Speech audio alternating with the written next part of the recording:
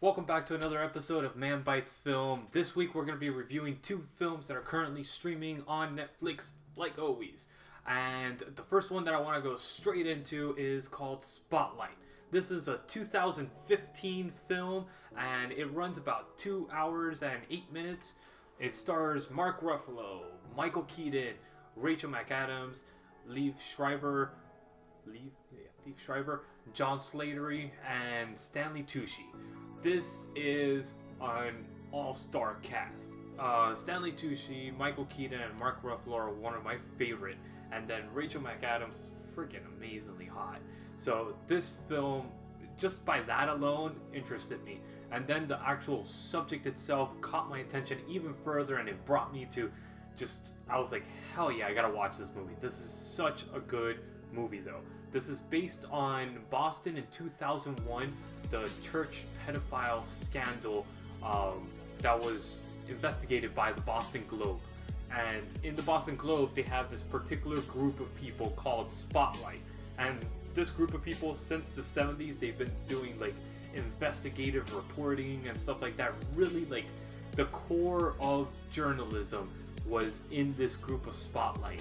And the Boston Globe specifically had this group to investigate these crazy scandals like this. And it follows these group of reporters in Spotlight and their unraveling of the Catholic Church's pedophile scandal. It goes really in depth in a lot of the characters, and everybody knows that Boston is the core of Irish Catholic belief. I mean, everybody that knows anything about Boston knows that they're Irish Catholic. That's the core value of that town. So the fact that this is where it broke out, the scandal, that was just like, wow. And then this story, the way they bring it out, the way they tell the story, it's so smooth, it's so it actually evolves naturally the way that it's told. It's I can't even compare how this is done, other than telling you who wrote it and who directed it. The writer was Josh Singer. Sorry, he was a writer on West Wing, Fringe, and SVU.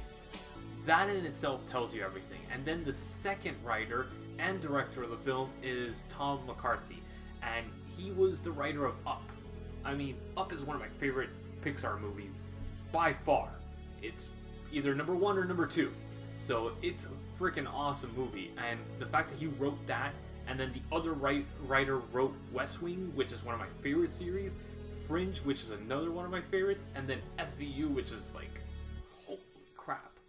That is a phenomenal combination, and you could tell this film has perfect spot on writing. There's not a moment of useless information in the whole film.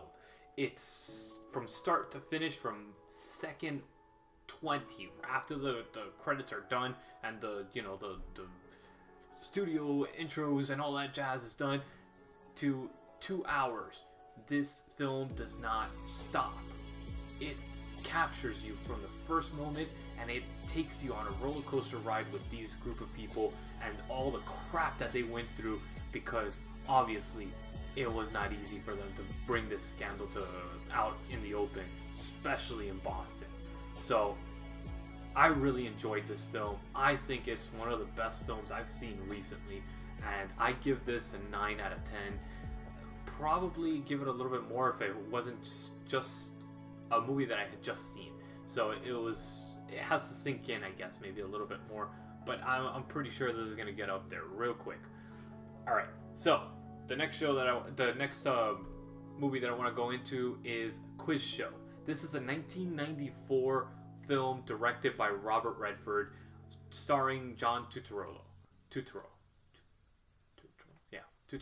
It runs about 2 hours and 13 minutes, and this follows the 1950s game show epidemic that occurred, and it follows the breaking of the the mold for these type of game shows.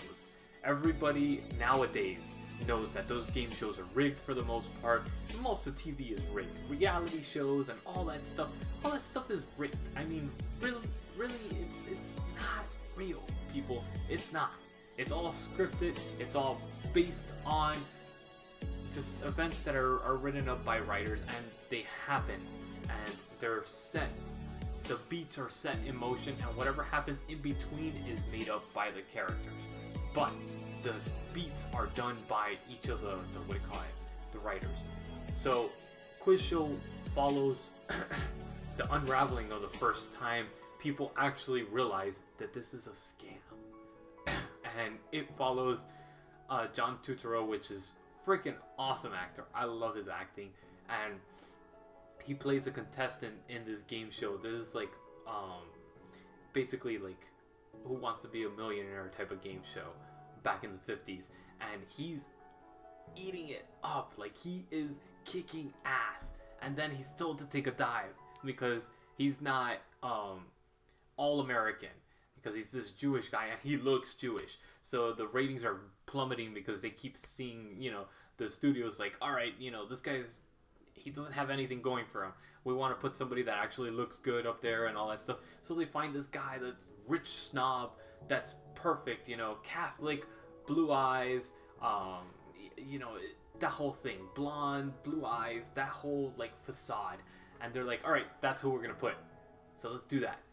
And it just unravels all the things, and it's this investigation of Congress actually following up with it. It's a weird series of events. I can't explain it without giving away some of the little nuances that occur in the film, but this film is really worth it. It's Robert Redford. Robert Redford has awesome film style. Besides being a great actor back in the day, he does have a very good style, and he has a specific style of directing, and this movie is awesome. Please check this out. This I give an 8 out of 10. It's not as good as Spotlight, that's for sure. So I hope you guys check these two out. These are both streaming on Netflix as of right now. Again, Spotlight, 2015 film, and the second one was Quiz Show. This one's 1994, so it's an older film, but it's really, really good. Don't sleep on those two, and we'll see you guys next week for another episode of Man Bites Film.